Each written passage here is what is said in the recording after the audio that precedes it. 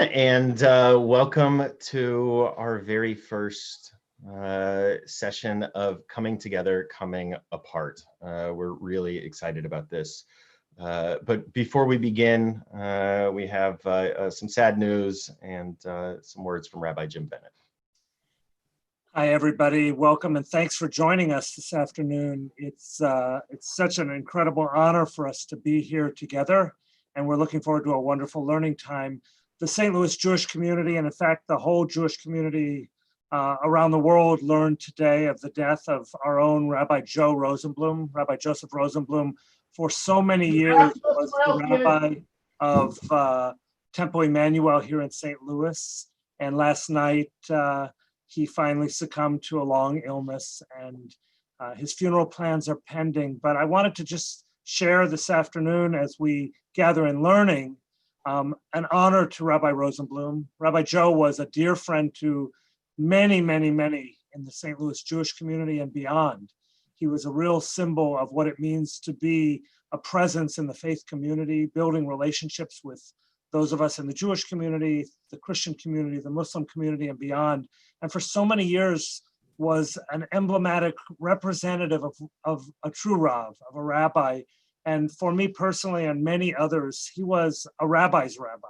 When I first came to St. Louis in 1984 as a brand newly ordained rabbi, Rabbi Joe welcomed me and embraced me as a member of the rabbinic community.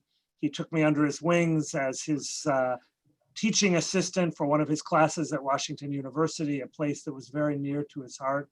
He served the St. Louis Rabbinical Association for many years, frequently taking on the responsibility of president. But most of all, Rabbi Joe served our community. He started his career here at Sheremet as an assistant rabbi, moved on to other pulpits in Kentucky, and then returned and was the longtime rabbi and rabbi emeritus of Temple Emmanuel here in St. Louis.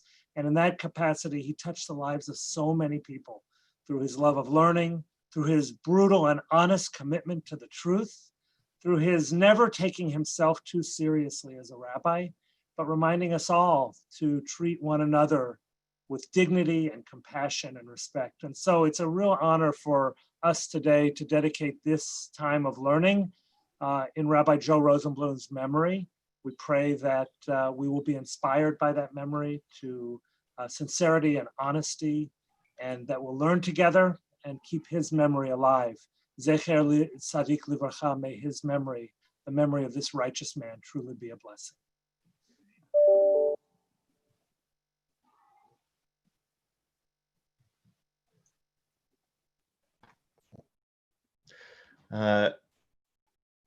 So today will be the first of 4 sessions that we are doing. We welcome everyone who has come today to join in all the sessions. And in fact, the Zoom link that you got should work for every session. So please keep clicking on that every Tuesday in August. This is a discussion that aims to explore the complex features of Jewish peoplehood and the contemporary challenges to Jewish unity. This will not be a political discussion about Israel, but instead a dialogue on what it means to be a member of the Jewish people, some of the core values that animate Jewish peoplehood, and the ways that our relationship to Israel is bolstered or hindered by those values. We're going to alternate each week who in this group is going to be the primary facilitator. I'm Rabbi Daniel Bogard of Central Reform Congregation, and I will be this week. But this will be structured as a dialogue among the 4 of us. In a sense, we're inviting you to eavesdrop on what will be an intimate conversation. And as such, we're going to talk to each other informally and using our first names as we would if it was just the 4 of us sitting here without, let's see, we've got over 100 people watching between all of the different feeds right now, 130 people or so. So we know that you're here even though we can't see you, but we would love it if you are a part of the Zoom webinar right now to enter in Q&A. You should see that on the bottom in the webinar, the option to do that, to enter that in there if you have questions as we go, and we will be sure to address those as we go. If you have any technical issues at all, please be in touch with the amazing Randy Smith. You can email her at Randy Smith, that's Randy with an I, R-A-N-D-I Smith at centralreform.org. Or if you call the CRC front office, if you run into any technical problems, Randy will help you. One last note before we jump in, we're just really grateful to all of the organizations that have made this happen, from the JCRC, where Rory Picker-Nice is the executive director, to Congregation B'nai Emunah, where Rabbi Carney Rose is the senior rabbi, Congregation Sheremuth, where Rabbi Jim Bennett is, and Central Reform Congregation, where I am honored to be a part of. Okay, so I think, since it's a dialogue and we're allowed to interrupt one another, a special thank you, of course, to the Hartman Institute, to the Machon, for allowing us the opportunity to utilize some of their curriculum as inspiration, and for the years that they have provided inspiration to each of us in preparation for this and many of the other aspects of the work that we do as rabbis. For those who don't know, all four of us are senior rabbinic fellows of the Shalom Hartman Institute. We're the four rabbinic fellows in St. Louis. Actually, I guess, Rory, you're not quite a rabbinic senior fellow yet, are you? You're I haven't graduated yet. Yeah, soon. Which has been, for all of us, I think, really important, transformative learning experience, and in particular when it comes to our relationship with Israel. So before we jump into today's topic, which is reading David Hartman's seminal essay, Auschwitz or Sinai, sitting here in 2020 as American Jews, and we'll talk about a little more what that means in a few moments. When I reflect back on the first time I read this essay, I remember it vividly. It was my second year out of rabbinical school. I was in Jerusalem studying at the Machon at Shalom Hartman Institute, and it gave words to an idea that I had been struggling with, to a notion that all of the lenses that I had grown up with, or so many of the lenses that I had grown up with as a way of understanding Israel, way of understanding my place in Israel, both the national sort of the nation state and the broader sense of that, the way to understand how many of these lenses felt broken and like they didn't fit my reality. So we're going to be looking at that and talking more about that. But before we do that, I thought it'd be interesting if we could all go around in 2 to 3 minutes, and we're talking to rabbis, so that probably means 6 to 7 minutes in reality, but just in a few minutes, each of us shares something of a personal spiritual biography of what Israel has meant to you, right? This is such an important part of what American Jewish identity has been. It's in some ways a proxy identity for us. So I think tracing the path of how that has evolved and the meaning of that, my relationship for each of us, will hopefully be a good place to start. So I won't put anyone on the spot. Is there someone who'd like to jump in? I'll be happy to begin. Thanks, Daniel. I'm probably dating myself as I begin this way, but my relationship with Israel really began when my grandparents of blessed memory traveled to Israel right after the Six-Day War in 1968, 67 or 68. I don't remember exactly the year, but I was, let's say, 9 or 10 years old, and it was profoundly impactful on me as a young child to learn about Israel firsthand from them. I remember they brought home these beautiful carved olive wood camels that were such a precious possession for my whole childhood, having a place of honor in our living room. And their journey really symbolized the way I came to know Israel as a kid. I came to know Israel as the heroic victors of the Six-Day War, the Davids who overcame Goliath. And it wasn't until about a decade later when I went off to college and I encountered a very different kind of Zionism, a passionate Zionism. One of my closest friends gave me Letters to an American Jewish Friend, a new book at the time that talked about the obligation of every American Jew to make Aliyah and to own Israel as a personal relationship. And frankly, I pushed back. And it was as a rabbinic student a few years later when I encountered Israel firsthand, living in Jerusalem for the year. And it was an auspicious time because it was 1979. The Sinai Peninsula had been prepared to be returned to Egypt. There was peace breaking out all over, hope and dreams of a democratic Israel, a peaceful Israel. And the subsequent 30 plus years have caused me to become very nuanced and critical and loving at the same time, hugging and wrestling at the same time with my dream of what I thought Israel could be and my disappointment in what so often Israel is. And for me, that's a symbol of my own spiritual, political, personal journey with Zionism. I continue to hug and wrestle, and I continue to struggle and believe in the Yerushalayim Shomala, the dream of what Jerusalem and Israel could be, but very, very sadly disappointed on a daily basis by what Israel is.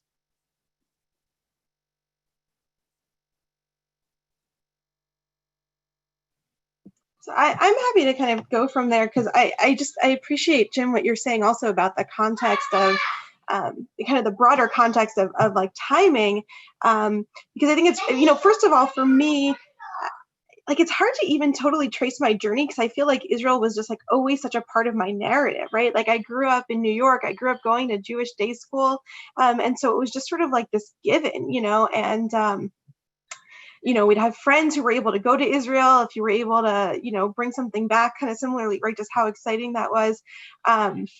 Although over time, it sort of became funny, because in New York, it became easier to find all those things. Like it became harder and harder to find something you couldn't get in New York already. But the first time I ever went to Israel was in 2002. So I went to Israel it was during the second Intifada, and it was in a post 9/11 world. And so for me also, like those were incredibly formative experiences. So I'll date myself. I was in high school during 9/11, and just kind of, I remember there was that huge march in Washington to support Israel. Like we all kind of brought buses and things from the East Coast, at least, to go to the march. And I remember vividly somebody having a sign with a calendar. Right, their poster board was a calendar, and every day, sort of like a month in Israel, and every day just said 9/11 on it. And so that kind of connection of sort of, right, like that in America, we sort of started to understand a little bit of what it was to live in Israel, and very much this narrative of the bravery, right, what it was to live constantly under threat. And when we went in 2002, my brother was studying there at the time. I went with my mother and my aunt, and it was like, that was your heroism, was like going to Sparrows after it was rebuilt, right? Like that was this idea, was how do you stand up to terror, and how do you constantly show your support by showing up, right? I think like that's kind of where I learned all, those things that we kind of do today. I think even in America was very much a part of it. And I think I have in some ways like also a very classic narrative of really struggling with recognizing that I was only given that I was sort of like ingrained within me a very specific part of the story. And, I wasn't really allowed to sort of like think of the broader implications, right? It was very much like Israel under attack from terror, which, I mean, absolutely is I don't mean to minimize that part of the story and the horrors of all of those experiences and what it was to go during the Intifada and the gratitude of people who were there.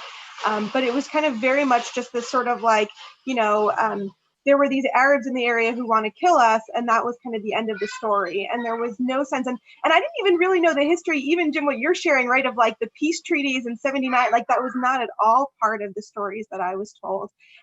And so I feel like part of my journey has been, how do you sort of later on go back and like recreate and rebuild a narrative when you've been given a narrative that's only in piecemeal.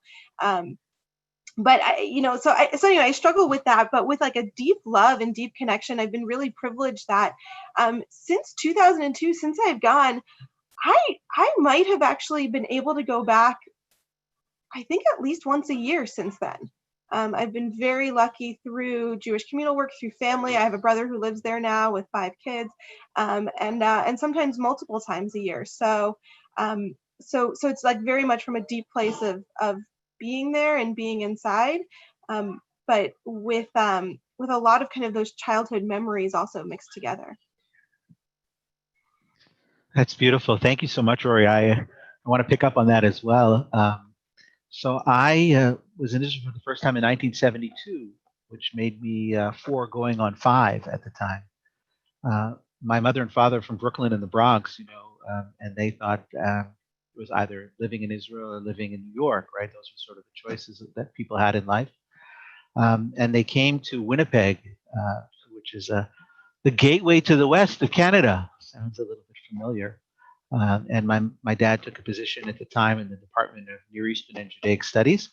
But it was supposed to be a short-term situation. In fact, he got his first sabbatical very early, even before he was a full professor in the department, an early sabbatical. In fact, it became a 2-year stint when we lived in Jerusalem at that age, and of course returned every few years. That's one of the nice things about being the son of a professor or child of a professor. We have sabbatical on a regular basis, and it always was to Israel. There was sort of nowhere else in the world that we were going. And in fact, the first time we traveled to Israel, we traveled on a boat, which had all the dreams of what it meant to be a person coming on a pilgrimage in a boat, and all the stories that we were told as children. And I think we really, as much as my parents, were very much aware of what was going on, very much sensitive and aware of the situation in Israel, the complexities of the formation of the state, and those who were kind of left in the wake of the formation of the state out of necessity often. We very much were raised, and I was very much raised as a Zionist and as a person who saw Israel as infallible. And that was just the story. That was just the narrative. In fact, before I mentioned being in Israel regularly, I've now been to Israel 42 times in my 53 years of life. That's an awful lot of times having been there. I would say that for most of my early years, I studied in a B'nai Akiva, right-wing, politically yeshiva. As a person in high school, Israel was always right. Israel never made mistakes. And if Israel made mistakes, we just didn't talk about them. That's for sure. We didn't admit them. There was nothing that Israel could do that was wrong. And even if it did, it was out of necessity. And so we lived that way. I would say probably the most important book that I read that kind of changed my life on this issue was a book called The Holocaust is Over, We Must Rise from Its Ashes. Some of you know about that particular book. Avram Berg, who of course has a history as having served the Jewish Agency, clearly a person who was a great Ohev Israel and lover of the people of Israel and the land of Israel. But that book really changed my consciousness about all of this and led me in the direction of reading works, including and studying with David Hartman of blessed memory, who was a very important person in our lives. In fact, just to tell a little story, personal story, in 1972, the Pardes Institute was actually formed in my parents' apartment in Givat Mordechai.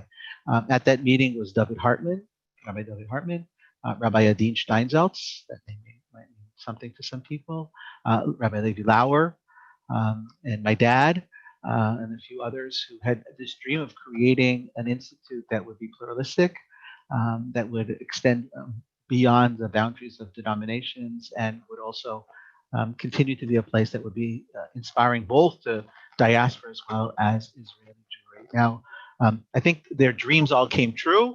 I think just each of them decided to start their own institute, which is sort of the Jewish way of doing things. But that was really formative for me. And as much as I had years where I sort of stayed far away from the conversations about anything that Israel could have done wrong, the fact that I had these roots from various folks who were themselves talking about what Israel needs to be, what Israel has to be, what Israel was born to be, was in me. And then reading Berg's book and then continuing my study at the Hartman Institute and other places has really kind of pushed me in the direction of needing to have the conversations that I hope that we're going to have amongst these very talented, gifted, and sensitive colleagues. So thanks for the opportunity. I'm getting a message that it was hard to hear me. I hope everybody can hear me now. I'll try to speak a little louder. So thank you, Carney. Speaking of Carney, I've been thinking that I didn't ever set foot in Israel until I had graduated from college. I went and lived on a kibbutz for 6 months after that. But the closest I got to setting foot in Israel before that was once a year at Camp Ramot Emunah, the camp at B'nai Emunah, which really was, along with growing up at CRC, was the formative Jewish experience of my childhood. Once a year, B'nai Emunah would turn their whole facility into some sort of Israel. And I've been thinking a lot about that because I think my relationship and my early love and my early romanticization of Israel were born at B'nai Emunah, at Ramot Emunah, for good and for complex. But I've been thinking a lot about the fact that I grew up, I was born into the Lebanon War, the first of Israel's wars that really was not redemptive, right? Which we sometimes called Israel's Vietnam. And we're going to talk about that as we go into the essay today. But for me, Israel was never redemptive. Peace was redemptive. And the Israel that I grew up on at B'nai Emunah and at CRC was an Israel that sort of held out these aspirational vision of a liberal democracy. I think back to Brandeis, not the college, but the justice that the college is named after. Right, and Brandeis articulates this vision of Zionism that says you're a better Zionist when you support American values, and you're a better American when you support Zionist values, because they are fundamentally the same thing. And I think that's the Israel that I understood as a child.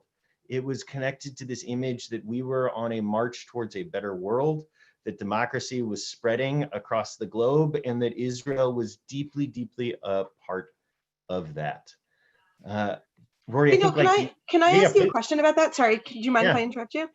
I'm curious, because you spoke, like, that was such a beautiful articulation. I'm curious if you could have articulated that, like, is that a retrospective? Like, are you sort of thinking back that you have the language now, or could you have said that as a child also? So I think part of what I struggle with is that I don't think I could have really articulated what Israel meant to me as a child, other than like, you love it, like that. You were so you just said that so beautifully. Could you have said that in the moment as well? I don't think so. No, I think I could have articulated it when I got to the next step. And like you, 9/11 was one of those moments for me. I was at a very, very, very liberal college at the time. And I remember I even kind of processed 9/11 through the lens of feeling connected to Israel, a place that I had never been. But right, like that sign that you talked about seeing, Rory, is I was there emotionally, even if I wasn't holding up that sign. I mean, I remember studying abroad in India and hearing news of, buses blowing up and writing these long screed emails to the college newspaper, and so I would say that was the next step, is Israel as a almost defensive identity for me in a post 9/11 world. Jim, you look like you're going to say something. I just want to interject here, Daniel and Rory both. I think it's important just to sort of put a place marker here.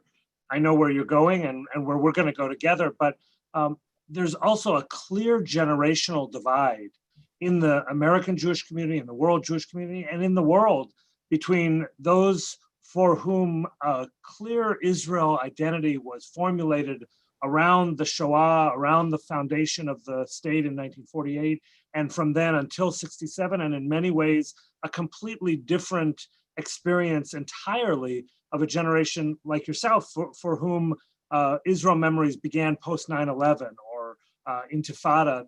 It's a profoundly different, I think, it's a profoundly different experience. And we have to recognize that we may be speaking the same language and completely communicating past each other when we forget that.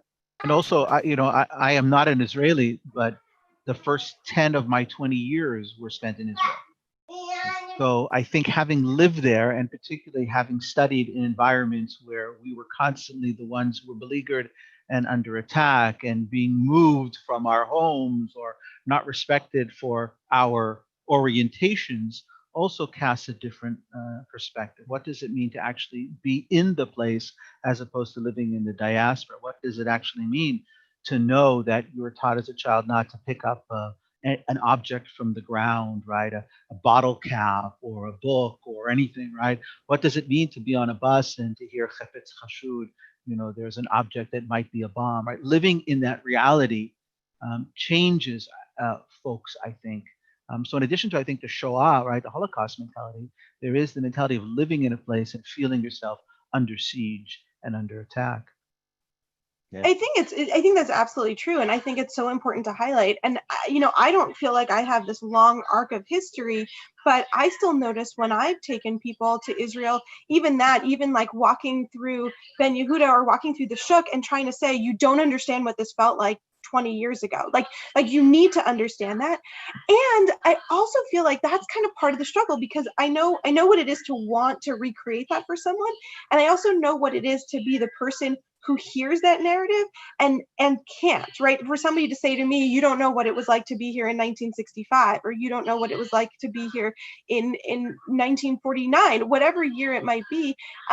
And so I think part of the challenge is how do we hold our own stories, but recognize that I think part of, like, for me, like the education that I was given, I think was limited because someone was trying to recreate their experience for me in an experience that doesn't exist anymore. And so I also need to realize, like, the conversation I'm having, I can have a conversation with someone about Israel that says, you don't know what it was like to walk through the shuk during the Intifada. But the reality is that that's not what they see if they go today. And so how do we have a conversation about what it is today that doesn't only cling to our memories or our inherited memories, which I think is what the Jewish people are best at, is inherited memory. Let me add just one more layer from my perspective, at least. I spent a lot of my time growing up in Israel in ultra-Orthodox communities as well.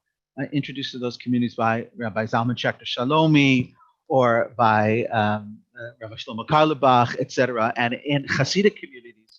And so one of the interesting things about being in Israel, and particularly in Jerusalem, was one could live at the same time in the same city in a number of different centuries, right? And so on some level, we lived also with that tension, or at least I inherited some of that tension, right? Rabbi Bennett, Jim used the concept of Yerushalayim Shel Mala. Like, I walked in communities and I think they thought they were living in Yerushalayim Shel Mala, like they were just living in a completely different headspace, and their reality about what Israel meant in Eretz HaKodesh, or the Holy Land, and you were breathing holy air, and you were kind of 6 inches off the ground, elevated by the spirituality of the place. So we sort of closed our eyes to any of the real problems that existed, because here you had this great zechut to live in this land, right? Like, this wasn't Kotsk anymore. This is Yerushalayim for real.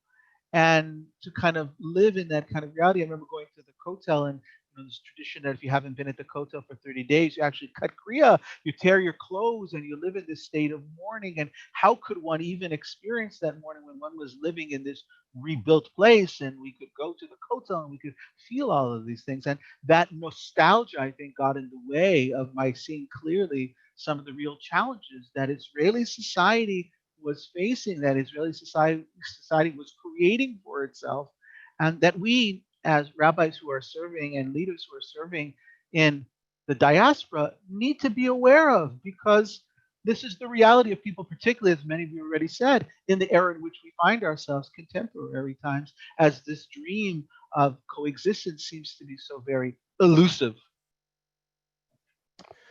So I want to try and jump into our text in a moment, but I want to share at least one small more piece of my sort of biography with Israel, which is the next stage for me, which I think if I was going to subtitle would be sort of disenchantment, disillusionment. Though for me, I would actually say that this was much bigger than just about Israel, and was not particularly even just connected to Israel.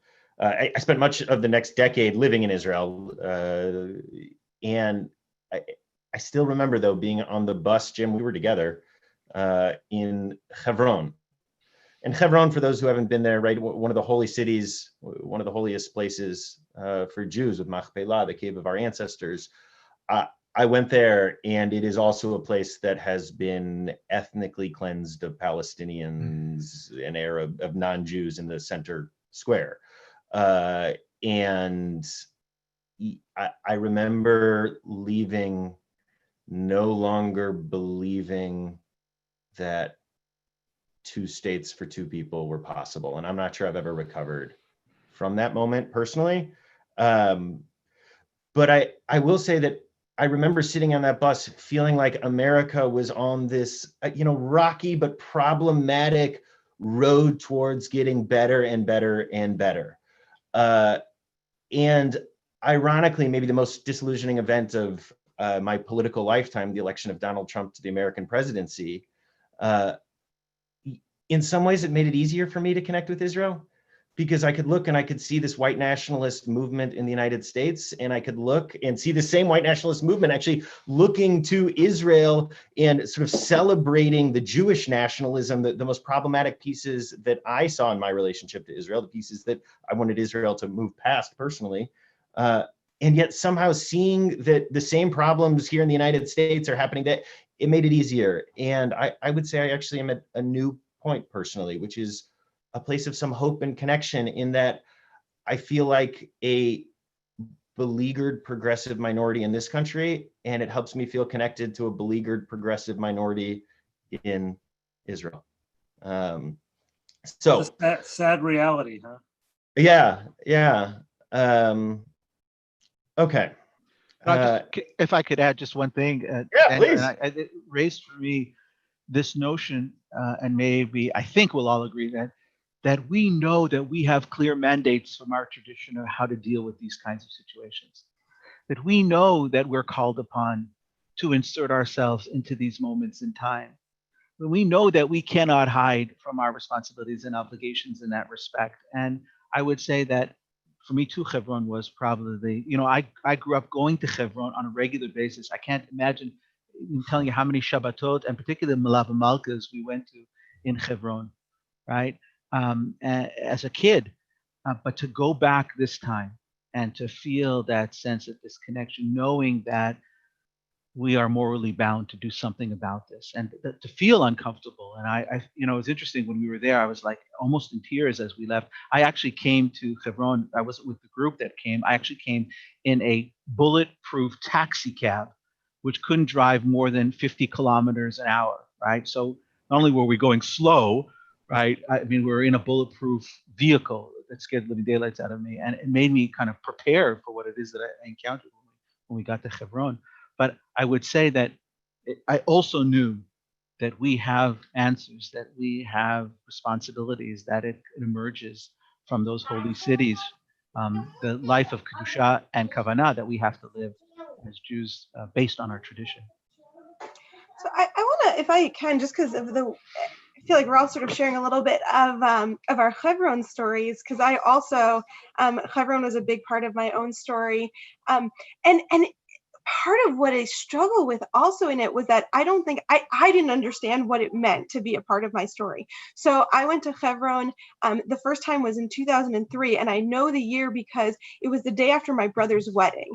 My brother got married in Yerushalayim, in Jerusalem. We woke up early the next morning. We stayed over in the hotel. We woke up early the next morning for a bulletproof van to pick us up. You stop at Rachel's tomb along the way. And again, so this was 2003. It was during the Intifada, and I remember soldiers coming to greet us at the van. We had to kind of run in under protection of armed guard. Right, they were giving us cover, like pointing their rifles up in the air because there had been so many attacks. Which I also now have such mixed feelings. If you go to Kever Rachel now, there's these huge walls around it. I mean, it's totally calm, but like isolated, deserted, and you can walk on the street. And again, I remember, right, it's weird because you're just surrounded on all sides by these huge protective walls, but I also remember what it was to go in under armed guard.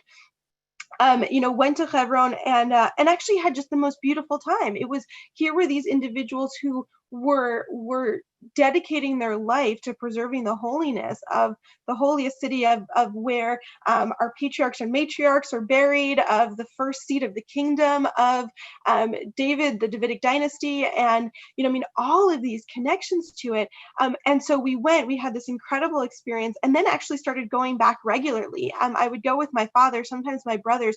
We would fly in just for Parshat Chayei Sarah, right? So the Torah portion where it says that Abraham buys this plot of land, like 15,000 people converge on the city. And so, we would fly in on Thursday, go for Shabbat, leave Sunday. It was like the most absurd trip you could imagine. I remember one time I was in college as we would do it, and I remember having like a Tuesday, Thursday class that I didn't miss class. Like you didn't even know that I had left town. One of my semesters, I was taking a class on the Dead Sea Scrolls, and it was a really tough class. People kept asking for more and more extra credit, and the teacher jokingly said, "I can't give any more extra credit unless you go to Qumran and take a picture." And I did. I went to Qumran and I took a picture, and I came back. Like I was like back on Tuesday morning. I remember like stopping at CVS to get my pictures developed, and I showed up, and the class was like, "What's wrong with you?" So I felt like this. You really wanted an A. Yeah, I did. I did get an A in that class. It might have been an A+. I don't remember. But then I remember, studying Hebrew in college, whatever class I was in, and I remember meeting meeting Israelis and saying like, oh yeah, I've been to Israel, oh yeah, we go to Hebron every year, and them looking at me like I was, and saying like, I don't consider that part of Israel. And I had no idea what they meant. Like, I didn't know that I was making a political statement. And I don't remember when. It might not have been until after I graduated college. I had, we would get these sweatshirts that said Hebron, and I would walk around totally unconscious to the fact that I was actually saying something with it. It was just the comfortable sweatshirt that we got.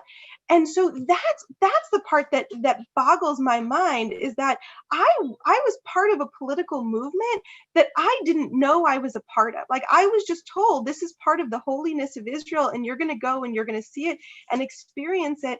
And I did it for years, completely unconscious to the choice that I was even making. And Rory, remember, just to belabor the point a little more, all of that is a transformation of the last 20, 25 years. When I first visited Hebron in 1979, we took a public bus from Jerusalem. We weren't worried. We walked around in Hebron. We went out to eat there regularly because it had some of the best food in all of Israel. And there was a thriving multicultural, multi-ethnic, multi-religious community there that were living peacefully side by side. And the fact that that political movement to which you refer, and all the subsequent years of political overlay have led to the status quo now, Daniel, that has caused you and me and many others to feel despair. Although I admire your hope. I don't share your hope, by the way, for Hebron or for Israel. But it's tragic. It's utterly the tragedy. And I think it's sort of why we're here today, to have this conversation. Daniel, maybe you could say a word or two about Hebron, because we're getting some questions about what's going on in Hebron. Yeah. So also, by the way, since it's my mother who made the comment before, Rory, just to answer, my mother made the comment that it's not only a political movement, it's a vision, right? And so we have to talk about it in ideological terms as well. And it's an important corrective to our conversation here, that these are not people who simply have political agendas. These are people who have vision. Yes. So the story of Hebron, I'll share it, the version that I was told it, and I can tell just even when I heard it that this is imbued with mythology, what I'm about to say. But the version I have heard is that in 1967, soon after the Six-Day War, right? This is an appropriate setup, I think, for the article that we're going to look at too. Soon after the Six-Day War, this redemptive moment for Israel, right? When secular Jews in Israel and cultural Jews in the United States all of a sudden were believing in miracles. A group of people, they weren't even settlers at this point, right? It wasn't even this idea. There was a group of men, actually, at least as I have heard it, who applied for permission to go spend Pesach in Hebron at a hotel. And they get permission from the Israeli government. They go, they spend Pesach there, they don't leave. They then get permission as a kindness that their wives should be able to join them. They don't leave. There are some medical needs. The medical personnel come in. They don't leave. And pretty soon what we get is a place where I believe the numbers are something like 700 Jewish settlers with 800 soldiers needed to protect them. And in order to keep them safe, the entirety of the center of Hebron has been cleared out. 500 shops owned by Palestinians closed out. The buildings and the homes that sort of look onto this area that's been cleared of Palestinian Arabs, their homes have had wire and screens soldered onto them so they can't leave their front doors or their windows and get out to those sections. It's just, at least for me, a place of, it's the worst of the occupation up close, I guess, is how I understand Hebron.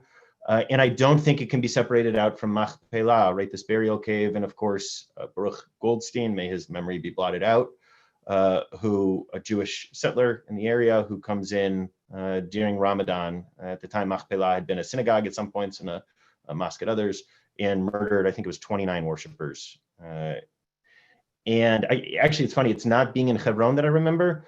It's talking to the settler who was giving us the guide through Machpelah, a local community member who was sort of one of these people who is stoned on religion, if that makes sense, right? It's what I remember about him. And the person who was leading us around, not him, Jim, I don't know if you were there, he whispered something about Baruch Goldstein and said, why don't you go ahead and ask him, the settler who was leading us around.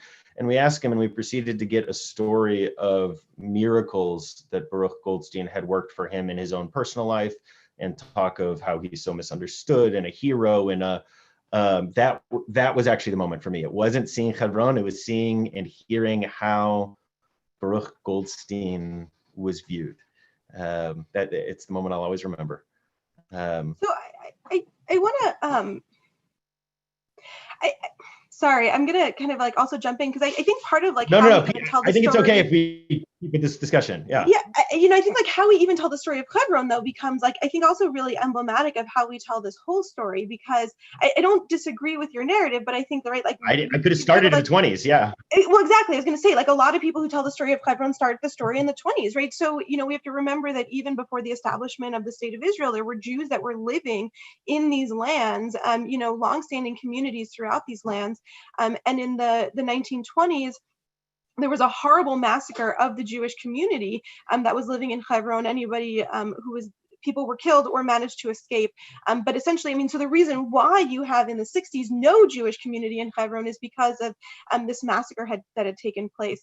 And so I feel like part of the story when you walk through Hebron are it's exactly this tale of competing narratives, right? You'll see signs up that will say like, in this place, this person was horribly murdered in a terror attack. And then you've got signs that say, this shop used to be owned by this Arab shopkeeper who's no longer allowed to open his shops, right? And it's just this like, I agree with you. I think it is like the worst of where we are, because it's just this constant compounding of two people that feel this deep connection to a land, who are deeply held to their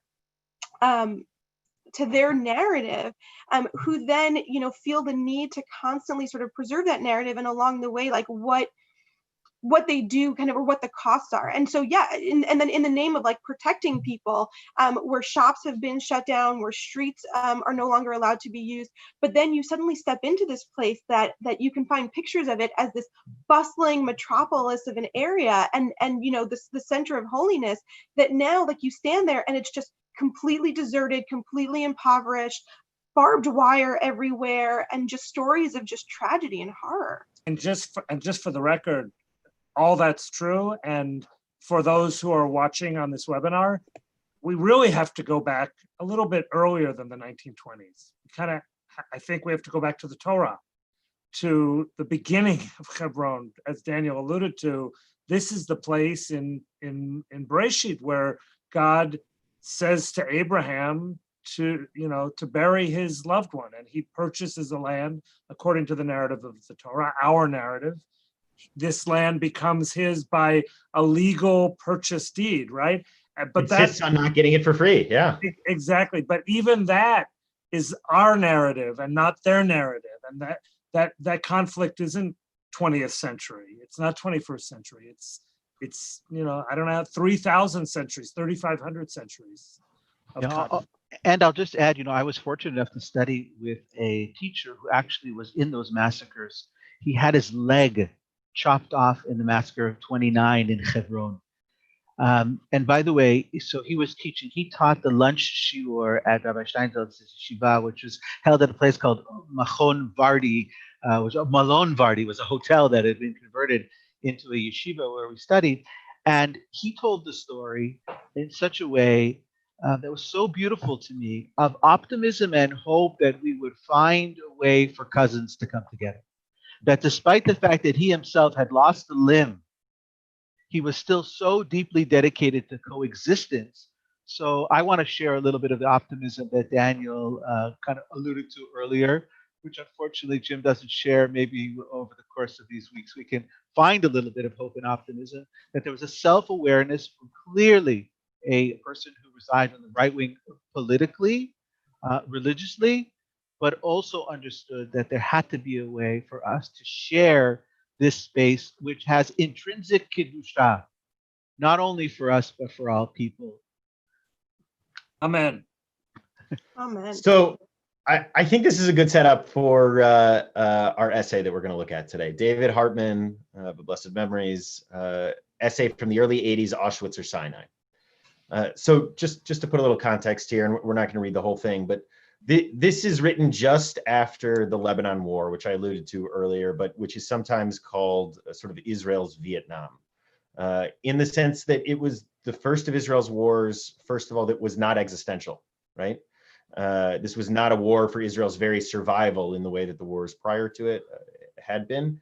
And it was also not a war that was good and bad, black and white, sort of a moral purity, and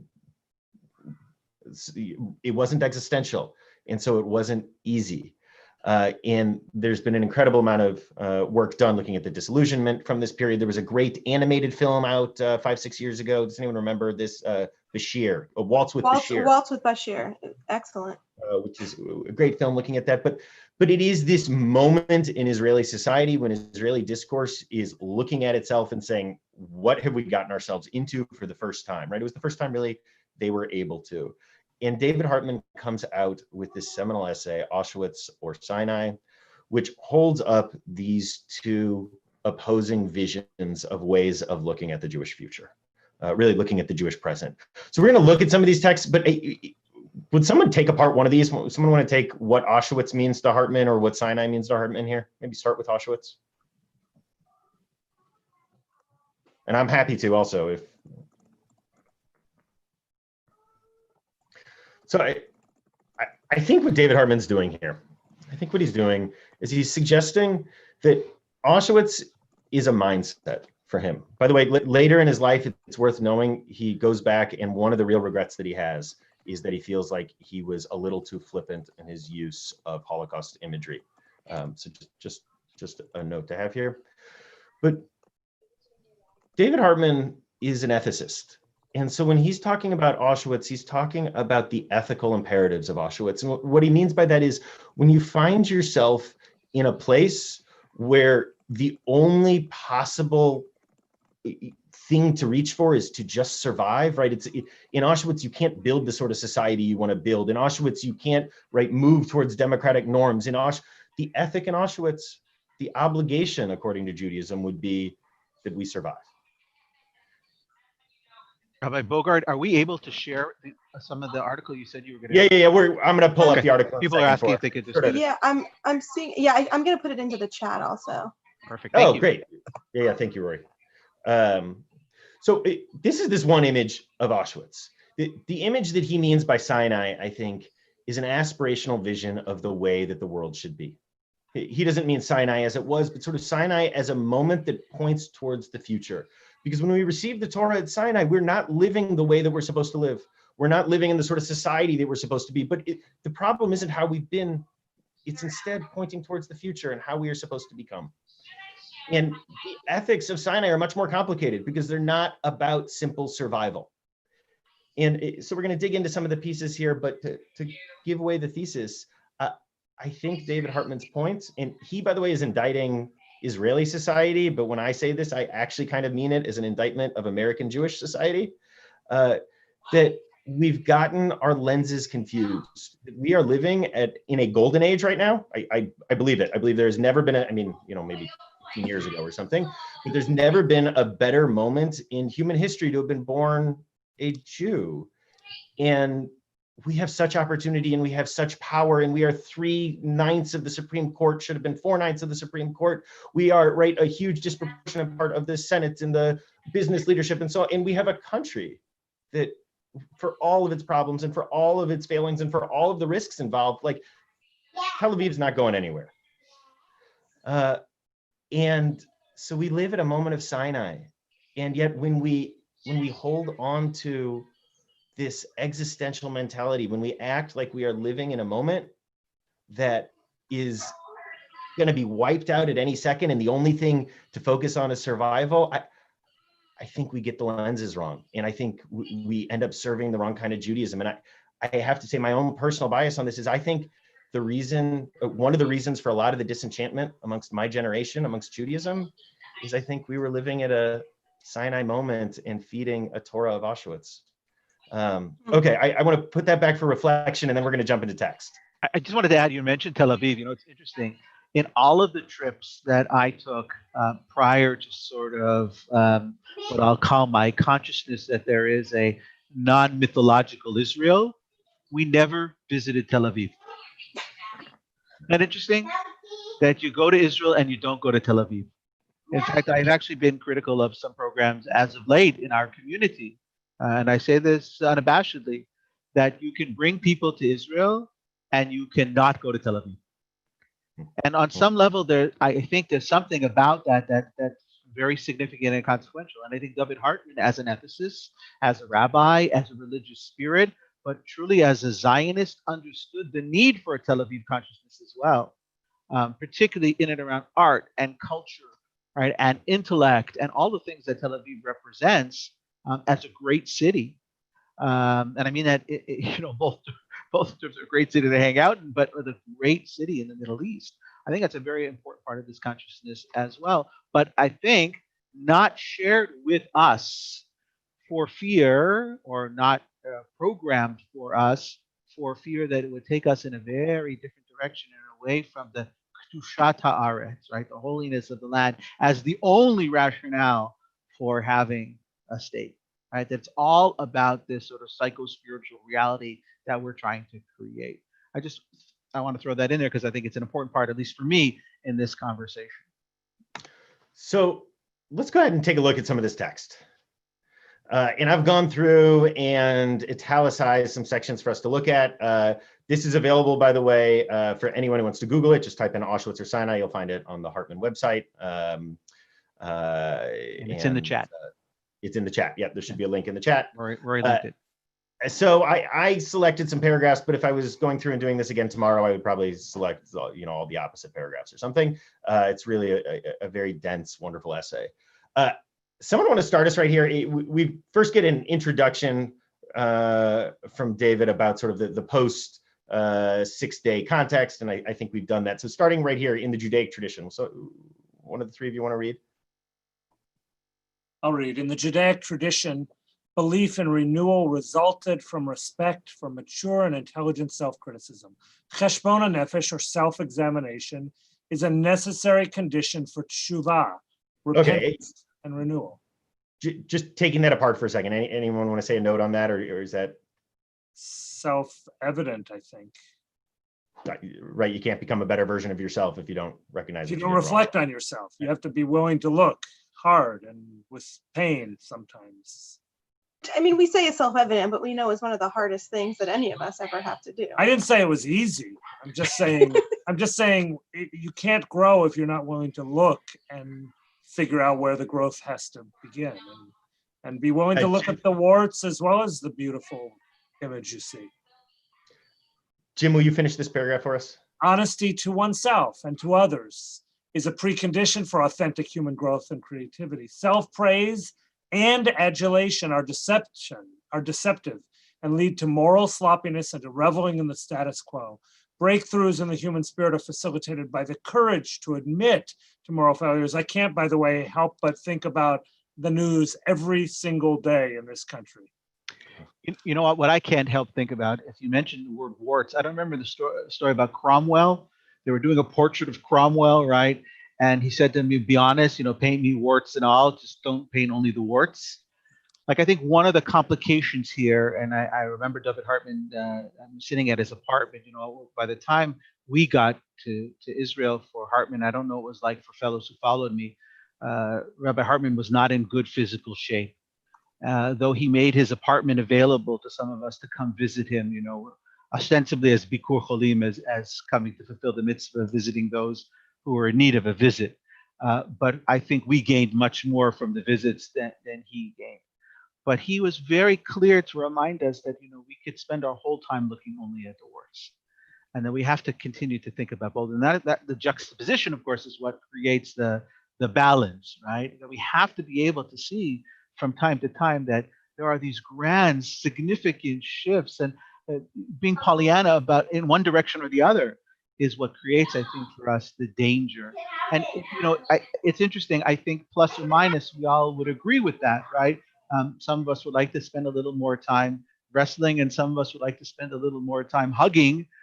But I think that's going to, for us, at least for me, for my family, for us as a family, this has been the greatest challenge, but not one that we should shrink from it. I think that's what Cheshbon HaNefesh is, right? Cheshbon HaNefesh is not talking about the stuff that's good about you. Stuff that's bad about you is the stuff that he's working on. You have to continue to cultivate your goodness, but what you need to really work on is the stuff that you aren't good at yet. And that I think is very difficult. And it's something I think worthy for this discussion as well.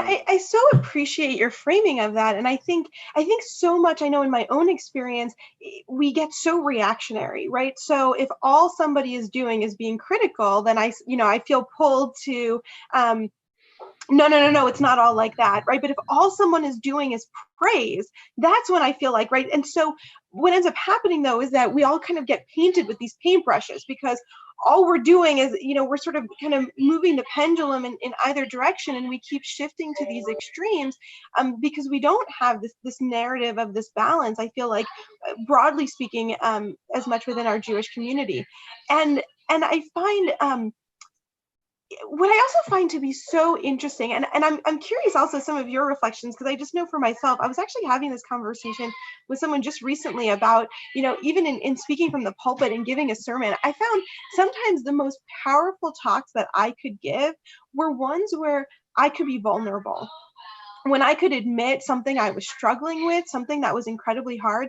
And I was talking to some colleagues about it.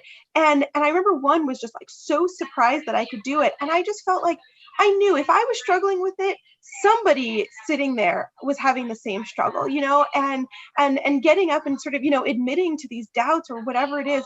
But those were also the moments when we could so deeply connect because, do you feel like, think about the relationships you have in your own life, right? It's like, are you really good friends with that person who just feels perfect all the time or feels too good to be true or always has that facade up? Or is it the person who, like your friendships are the ones where they can let their guard down a little bit, where they can show what they're having a bad day or whatever it is.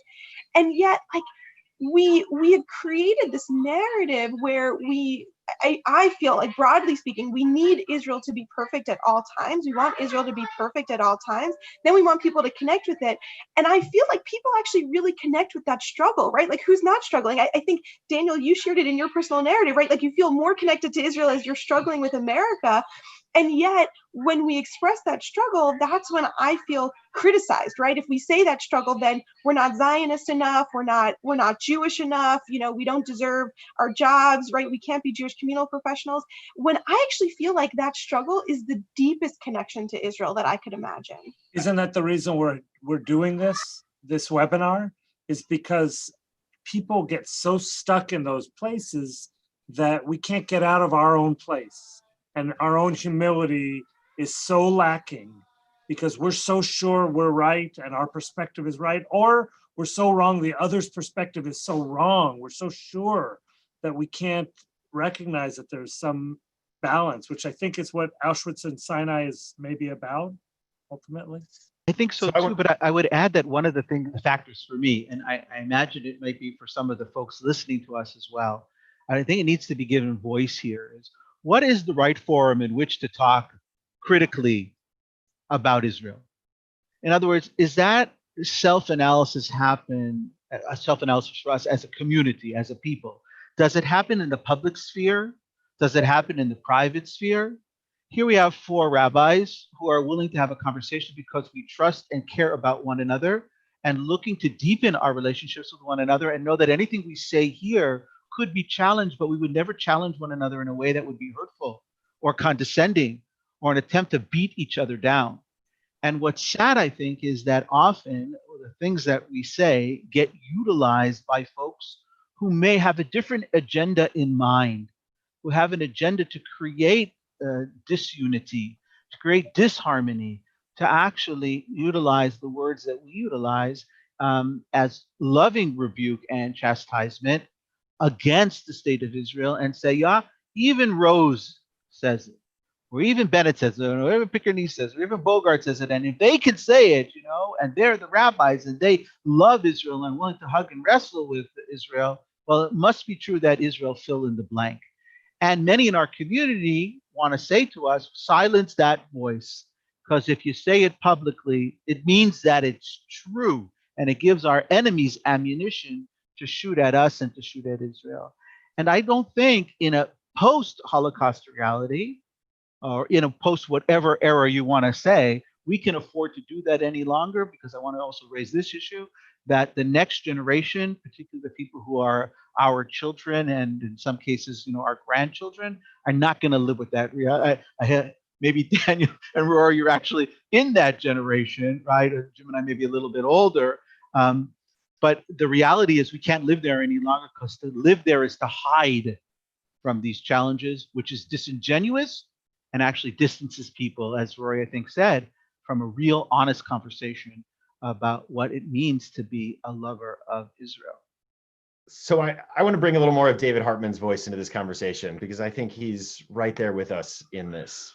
And again, this becomes part of the place where I know he's talking in 1982, whenever it was, 81, 82, about Israel, but I hear this as messaging about my Jewish reality in America today. So would someone read for us, starting at the top here, this whole section? Oh, one more note too. I see a couple of people have who are watching, or participants have clicked on the raise your hand button. If you have a question, we'd love if you click on the Q&A button and type in the question. We will all get it, and we would love to hear those. We take these questions now, or you want to wait till we read a little bit more, Daniel? No. We'll read a little bit more. I'm just letting people know to drop them in the Q&A so we can see them. Okay, so there's a bunch of comments about the beautiful sound of children. That's wonderful. It's good hearing the noise of children, but also some comments about some questions for us too. So will someone read this?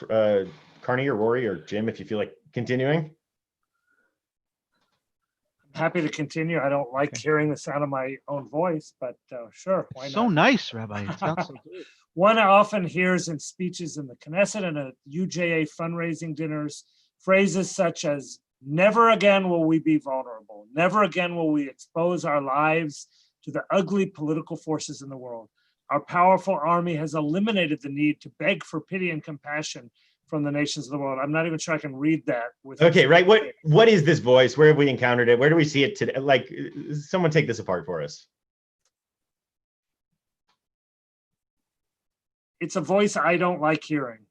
The voice of Jewish victimhood, the voice of we're going to rise up and we're going to protect ourselves, and never again will we ever be victims again. It's a voice that I can't personally stomach.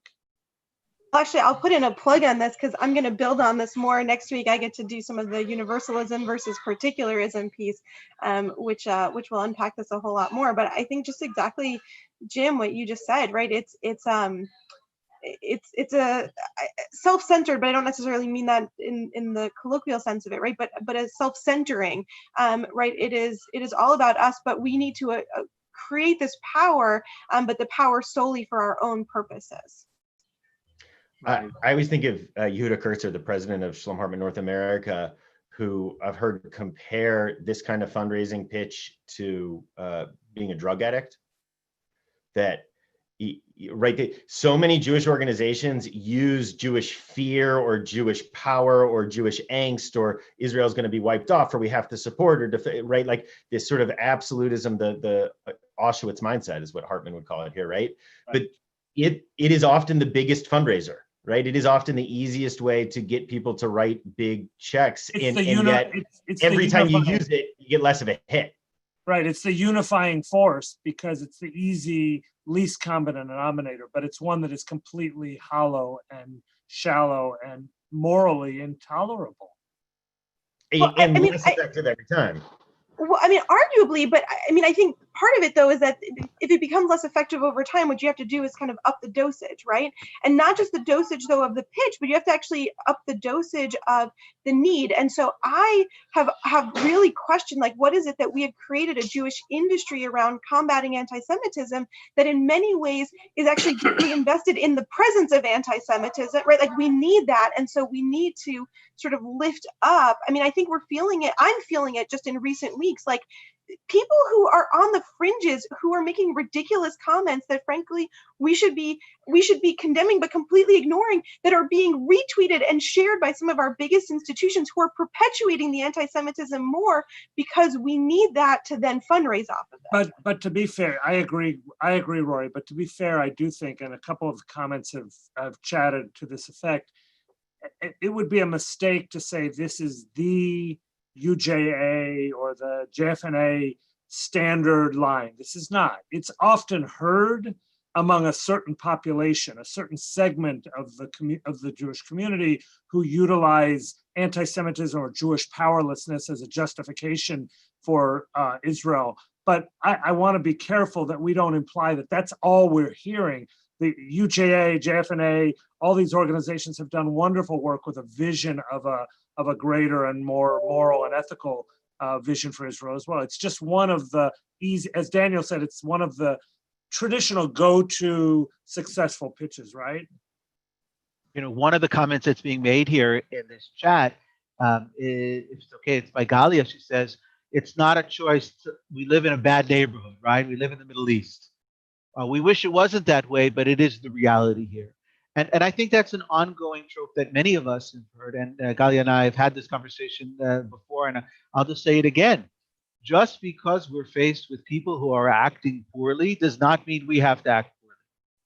In fact, it's exactly at this moment in time where we need to step forward with moral audacity, right, and real courage, and to say, yes, it may be that this is true, but it doesn't give us license to act in that way as well. We are not going to be drawn into the schmutz with you. We need to transcend, because that exactly is what Kedusha asks us to do.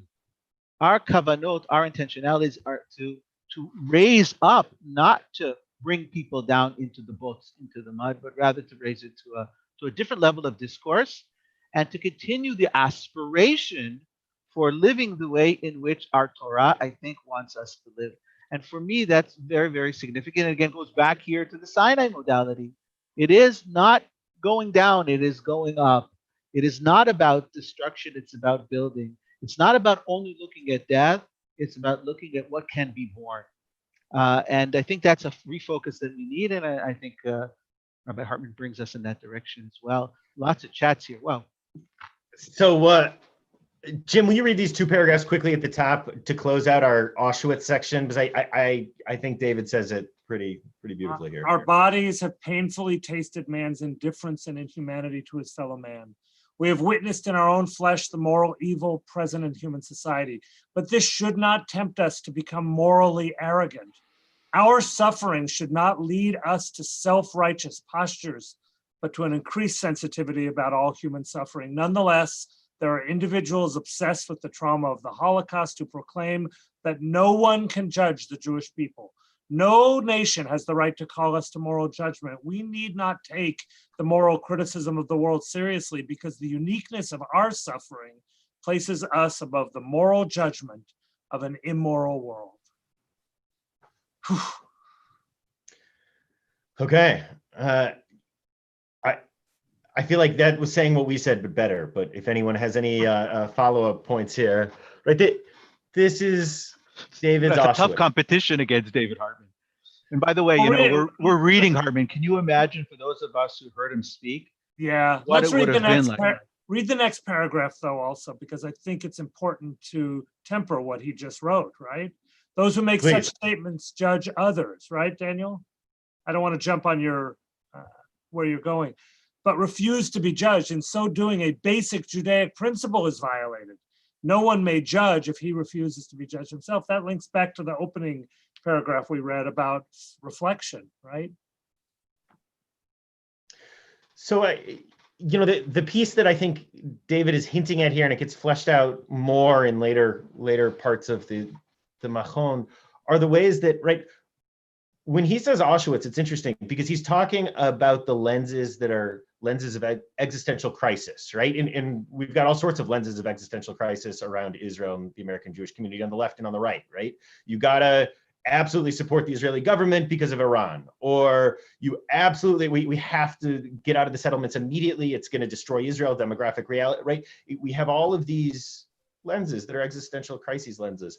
But what David gets at here, which I think is really powerful, is I think he's also saying that fundamentally there's not really a difference between lenses of existential crisis and lenses of redemption, right? The redemptive lenses are the same, or the other side of that same coin for him, right? The lens that says that Israel is perfect and has to be perfect is intimately connected to the lens that comes from a post-Holocaust era, right? We can't separate out these two things, I think is his point here. Thoughts on that? I love that framing, that really, we all need to step back from surety that our lens is right, but that the lenses are, kind of like when you go to the ophthalmologist and they say this or this is better than this. You require both of these lenses in balance with one another.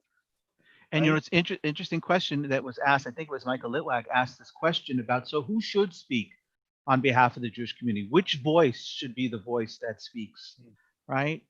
And I want to say, I think that Jim put his finger on, Rabbi Bennett put his finger on it so beautifully, right? It is not one. We need to be a multivocal Jewish community. We need to be able to hear, right? The reality is God speaks in 70 different languages. It breaks apart into all this different reality. And so maybe having one univocal approach to our relationship with Israel is short-sighted. It may be a great defensive posture, right? Nobody breaks rank and talks about Israel except in this fashion. But that does nothing good for us in terms of all of us who want to love Israel. And so we need to find our way in which to love Israel and not to downgrade, disagree respectfully, but not to downgrade somebody or browbeat somebody who sees in a slightly different fashion. And I know it's difficult. That makes leadership complicated. Here, we understand what it is to be the rabbis of a large community, of a diverse community, of a community of people who are not short on opinions and approaches, and always are willing to say, we have the answer, I have the answer. I think what Rabbi Bennett framed, which is very important, which I think also Rabbi Hartman is framing here for us, is that there are multiplicity of ways in which to do that, and to have the humility to say that we don't have the ultimate answer here is wonderful. And even when I think he here he castigates a little bit, Hartman, he's very careful to say things like, and I really do understand those people who have a Holocaust orientation, right? By the way, those were his people. In Montreal, those were his people. Those are the people who made David Hartman into who David Hartman ultimately became. Those were his funders, those were his backers, those were his Hasidim. Those were those people. And he was speaking to them as a prophet in a way that only a prophet could speak, a loving prophet, a loving rabbi could speak to them. So I think it's really important for us as we're modeling this, when we're asked about who should bring those voices, we are the voices. And we need to bring those multi voices to this conversation. So I think that sorry, can I, right? I think that call, right? Like all of us are part of it. What I find like so poignant of like this existential crisis is that ultimately we're all predicting a future that has not yet come, and that we get to be a part of creating. Like I think it sort of excuses us from that process. So if I'm convinced, and the truth is I don't know, right? Like 10 years from now we can look back on this conversation and look how ridiculous we were, because then God forbid there was this huge war with Iran and we all should have seen that coming. Or look at the ways in which Democrats have left support of Israel, right? Like we're all sort of predicting and we're all reacting to a future that has not yet come. But in being so reactionary to this future that has not yet come, we're not really thinking about who we want to be in this moment. And that's, I think, a call for all of us. Like, I don't think that's just on the role of community leadership. I think all of us who are part of this leadership know that at the end of the day, our communities we hope we have some role in shaping the communities, but our communities are the totality of the people who are part of it. We can try to inspire, but if the people all move in one direction, there's only so much control we have over that. And that's what I feel, I think to what David Hartman is saying, what I love in this essay is that he's not erasing Auschwitz from the story. He can't. I mean, it's such a core part of the story. He's not saying we need to ignore that part of the story. I think he's saying, where do we start the story, or what's the driving narrative, right? That's, I feel like, what even we said before, right? Like, how do we tell the story of Hebron, right? What is you were all saying, what's the lens that we look through? If you look through with an Auschwitz lens, you can't, Sinai is still a part of it, and vice versa. If you have a Sinai lens, Auschwitz is still a part of it. It's all who we are, but it's going to shape how we're viewing the world. But I'm so struck by, I feel like I keep saying this to my kids. Some of my kids, like, they get so worried, like, they start crying because, like, I think that I just messed this up for the future. And I keep saying to them, like, you're so worried about what's going to happen. You're not actually living in what's happening right now. And that's sort of my fear for the community. It's, who have we become in this fight for a future for Israel? I don't know that I've always liked who we have been in the moment.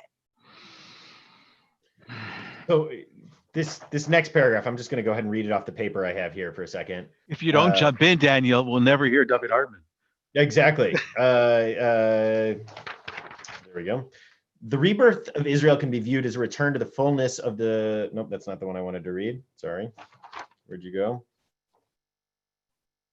Okay, I am going to share my screen. Sorry, I have it pulled up on the screen rather than my paper. Israel is not only a response to modern anti-Semitism, but is above all a modern expression of the eternal Sinai covenant that has shaped Jewish consciousness throughout the millennia. It was not Hitler who brought us back to Zion, but rather belief in the eternal validity of the Sinai covenant. One need not visit Yad Vashem in order to understand our love for Jerusalem. It is dangerous to our growth as a healthy people if the memory of Auschwitz becomes a substitute for Sinai. I will tell you, he's talking about Israel clearly, and this applies deeply to Israel.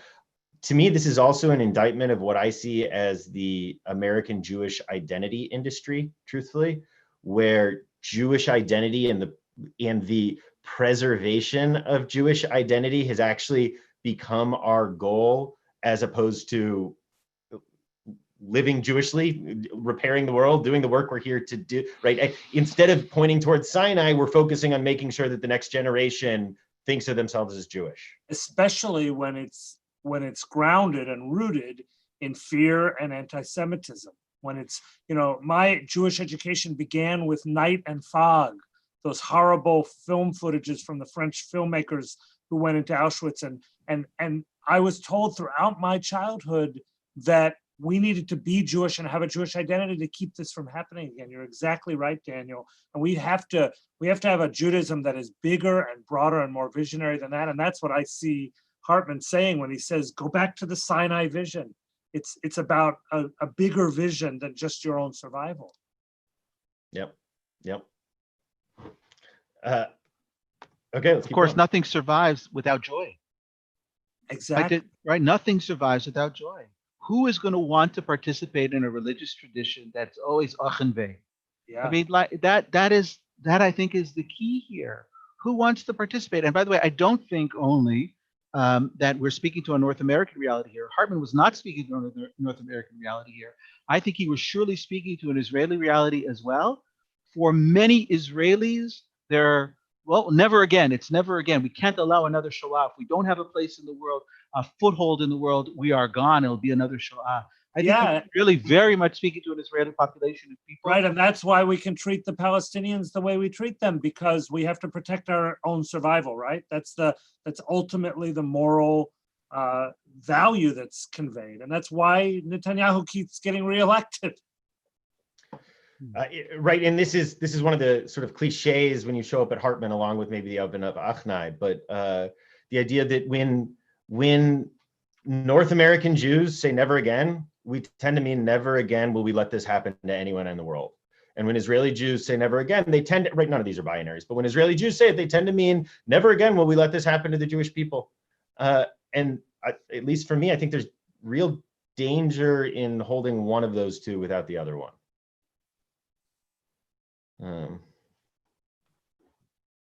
So in that sense, they are binaries, right? I mean, they're binaries, but they have to live in synthesis. They have to live together. Yeah. Right. Okay, let's close out this essay right here. Someone want to read for us? These last. Where are you now? Sinai requires. One of you read. Sinai requires of the Jew that she believe in the possibility of integrating the moral seriousness of the prophet with the realism and political judgment of the statesman or woman. Okay, what does he mean there? What is, that's a big sentence, and I think he means something big by it.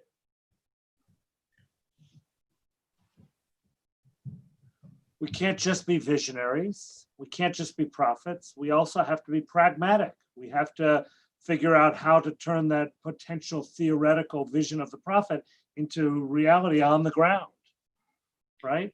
And as he says in the next sentence, right, politics and morality were united when Israel was born as a nation at Sinai. That was the genesis of all of this, right? Sinai prohibits the Jewish people from ever abandoning the effort of creating a shared moral language with the nations of the world. By the way, you could talk about tropes of Hartman. That was always a trope of Hartman, at least when I was there, right? It was never only about us. It was our ability to impact the entire world. We are an Or Goyim. We're not just an Or Yehudim, right? We are always an Or Goyim. There's an appetizer for next week, Rory. Read? No read? Oh. Here we go. Let's take that one right there. You want to keep going, Carney? The prophets. Okay, sure. The prophets teach us that the state has only instrumental value for the purpose of embodying the covenantal demands of Judaism.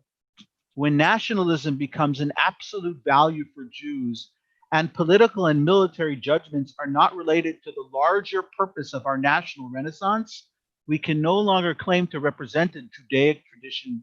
Rather, we have ironically become assimilated while speaking Hebrew in our own country, which brings me back to the point earlier, right? That this is not an essay only for diaspora Jews. This is an essay firmly rooted also in the land of Israel.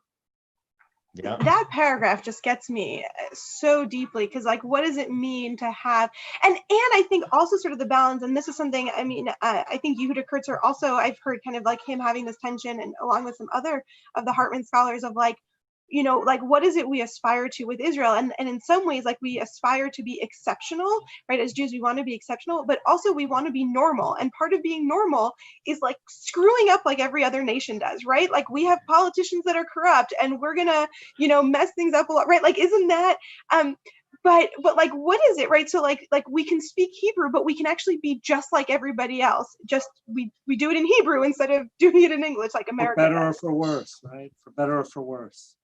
So I want to take apart this, because it's a philosophical term, this notion here, because this paragraph changed me, where he talks about statehood as having only instrumental value.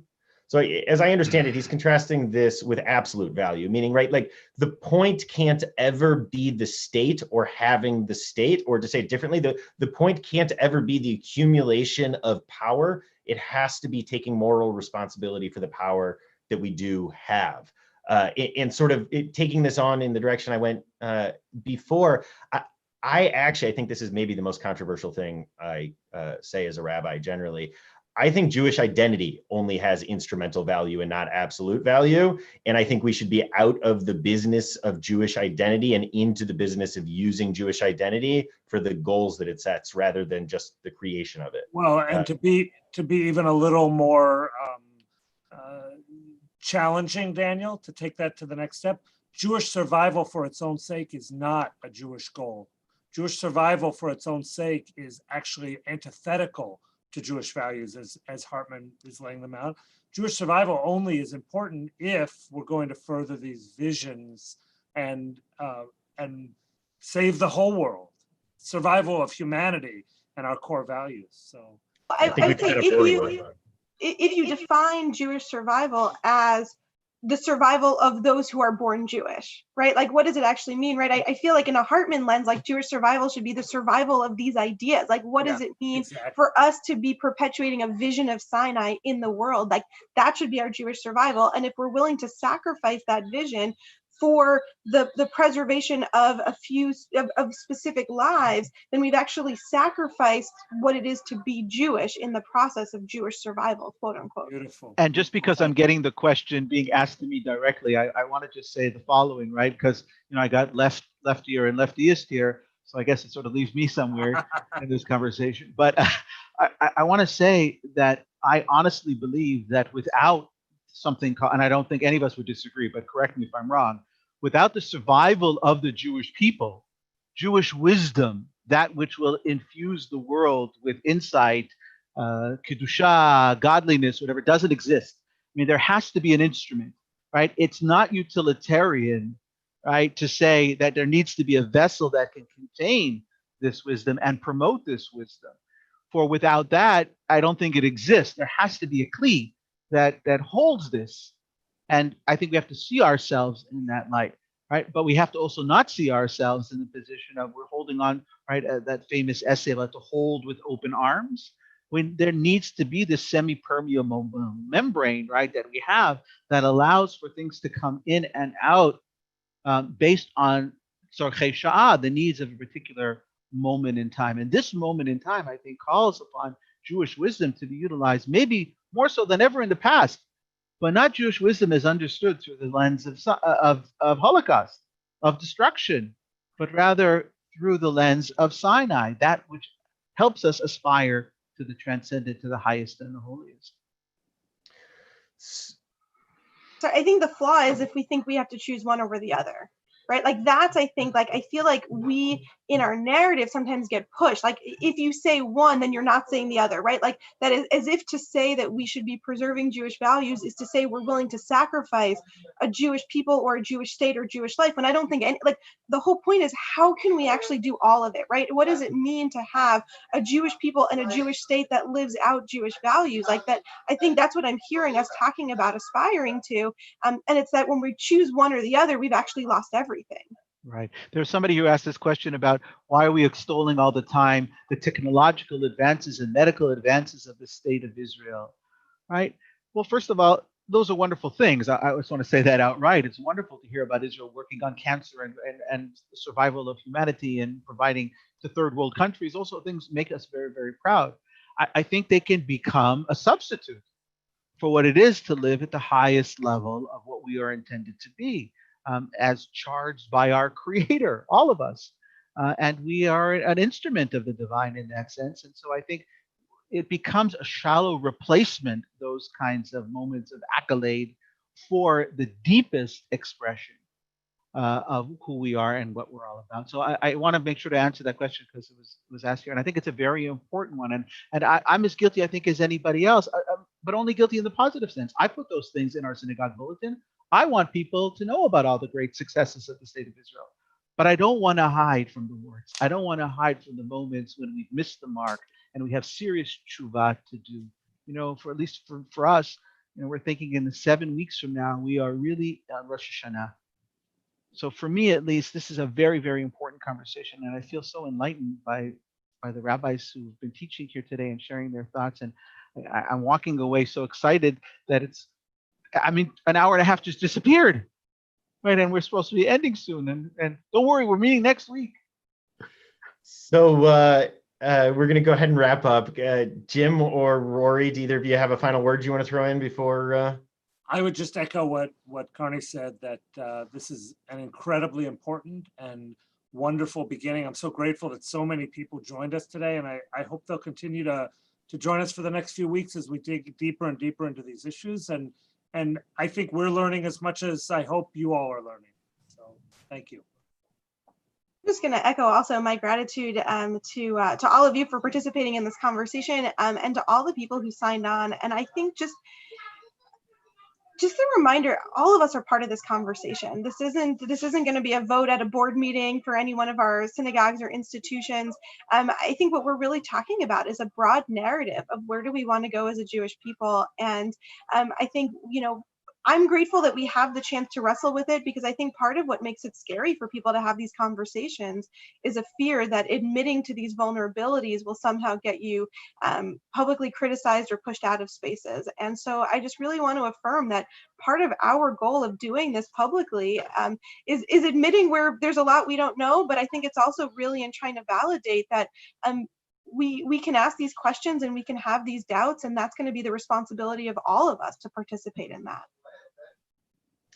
Somebody put in the chat here, Elu ve'elu, these and these, but they didn't quote the end of that, which is Divrei Elohim Chaim. These are the words of the living God. That's the God that's living, that's growing, that's evolving, and that's us. And so I want to just thank my colleagues because in this hour and a half, first of all, I've gotten to know them more deeply than maybe in many, many, many years because of their vulnerability, their openness. I appreciate that language, Rory, that you utilized, right? The ability to change is being open to the possibility. But I feel like I've been edified and filled and provided chizuk, strengthening in the work that we need to do. And I think we need to come together like this far more often because we need each other so desperately. Amen, amen. So I will wrap just by saying it's been an honor to speak with the three of you. As always, a treat, a pleasure. And we will be back next week, Tuesday at 1 o'clock, every Tuesday in August at 1 o'clock. Marat Rory Picker-Nice, Executive Director of the JCRC, is going to be leading our session on universalism and particularism. Is that right? So yep. 1 o'clock next Tuesday. If you missed part of today, it is recorded. I saw lots of questions about that. You can find it on Sheremeth or Central Reform or the JCRC Facebook page. You can find it on the CRC YouTube, Rabbi Rose's personal Facebook page. And next week, we'll make sure that it goes out to B'nai Emunah's as well. So thank you, everyone. Stay safe. Stay